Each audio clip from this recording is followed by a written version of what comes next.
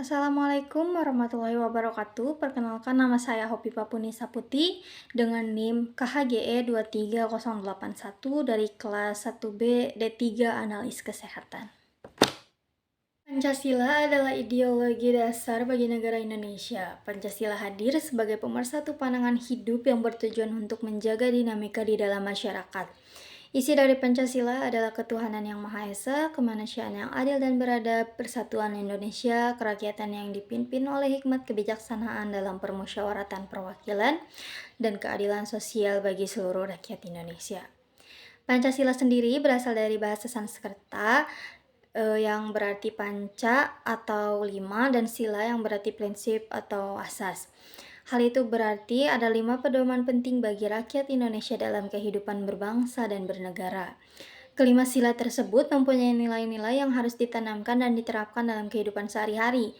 Sila pertama dalam Pancasila adalah ketuhanan yang Maha Esa. Pancasila memiliki makna bahwa kita sebagai masyarakat negara Indonesia harus memiliki kepercayaan dan bertakwa kepada Tuhan. Penerapan sila pertama menyesuaikan dengan agama yang kita anut serta kepercayaan yang dimiliki oleh setiap orang.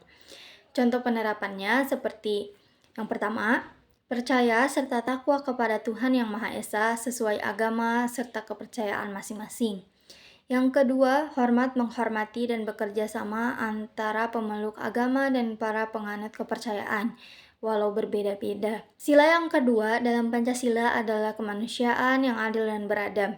Sila kedua memiliki makna bahwa kita sebagai masyarakat negara Indonesia diminta untuk memiliki pemahaman dalam diri mengenai kesetaraan derajat pada setiap manusianya, sehingga kita dapat saling menyayangi atau menghargai satu sama lain.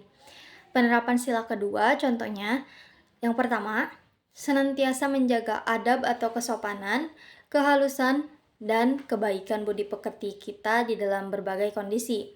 Yang kedua, mengadakan gerakan penghijauan di lingkungan tertentu, khususnya tempat tinggal dan lainnya. Yang ketiga, mengakui persamaan derajat, hak, serta kewajiban antar sesama manusia. Yang keempat, saling mencintai, menghargai, dan menghormati sesama manusia. Yang kelima, tidak bertindak semena-mena terhadap orang lain. Yang keenam, menjunjung tinggi nilai kemanusiaan.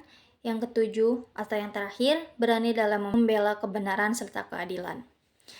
Sila ketiga dalam Pancasila adalah Persatuan Indonesia. Persatuan Indonesia merupakan sila ketiga yang memiliki makna bahwa kita sebagai masyarakat negara Indonesia harus selalu mengedepankan tujuan kesatuan, persatuan, serta kepentingan bagi negara bersama dibandingkan kepentingan sebagai individu. Penerapan sila ketiga, contohnya yang pertama, cinta pada tanah air untuk menjaga persatuan dan kesatuan di tengah masyarakat karena menyadari bahwa kita bertanah air yang satu yaitu Indonesia.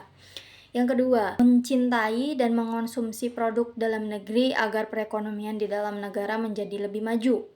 Yang ketiga, mengutamakan segala kepentingan negara yang dilakukan untuk mewujudkan tujuan pembangunan nasional Indonesia. Yang keempat, menempatkan persatuan, kesatuan, serta kepentingan bangsa atau negara di atas kepentingan pribadi atau golongan. Yang kelima, rela berkorban demi kepentingan bangsa. Yang keenam, cinta tanah air dan bangsa atau negara. Yang ketujuh, bangga sebagai persatuan bangsa Indonesia dan bertanah air di Indonesia.